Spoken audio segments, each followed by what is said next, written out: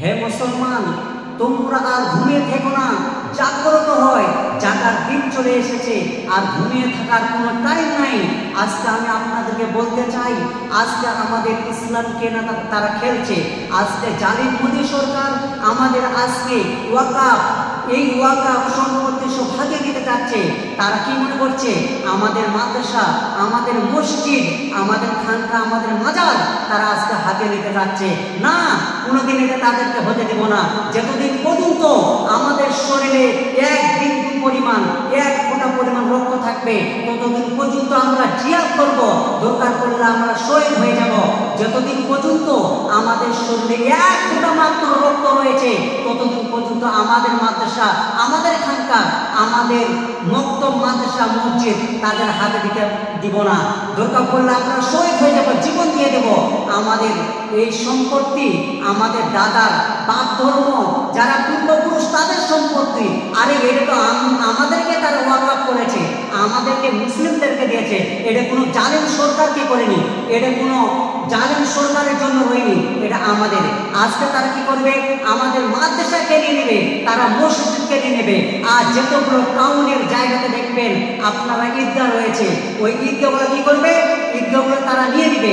আর এই ঈদগাহ নিয়ে তারা কি করবে, তারা বলবে মাত্র এক বছর মাত্র 50টা লোক মারা যায়, কিন্তু তারা কি করছে, 100 বিঘা জমির কি প্রয়োজন?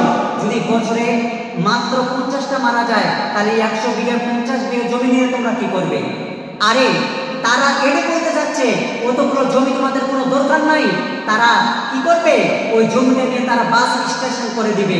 বড় বড় টাউনে যতগুলো ঈদগাহ রয়েছে, বাস স্টেশন করে দিবে।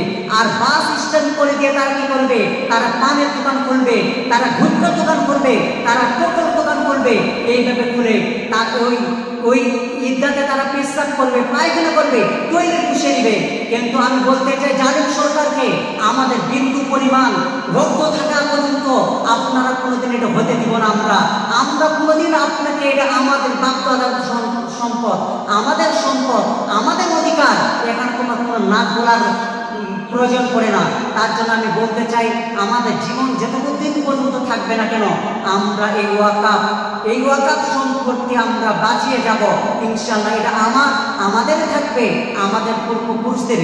ওই জন্য জালিম সরকারকে কতভাবে ঘুষিয়ে দিতে চাই মোদী সরকারকে আপনি কান করে শুনে রাখুন। আল্লাহ সুবহানাহু ওয়া তাআলা দেখবেন আপনারা, এই মোদী সরকার, জালিম সরকার, একদিন এরা কি করবে, হয় ইসলাম কবুল করবে, আর না হইলে এরা কি করবে, উদ্ভব সাহেবের মতন তারা কি করবে, তারা ধ্বংস হয়ে যাবে। হয় তারা ইসলাম কবুল করবে, আর না হয় ফিরআউনের মতন কি করবে, তারা পৃথিবী ছেড়ে তারা কি করবে, পৃথিবী ছেড়ে চলে যাবে। আল্লাহ সুবহানাহু ওয়া তাআলা আমাকে, আপনাকে, সকল মানুষকে শোনার থেকে যেন বেশি বেশি করে আমল করার তৌফিক দান দেয়। আসসালামু আলাইকুম ওয়া রাহমাতুল্লাহি ওয়া বারাকাতুহু।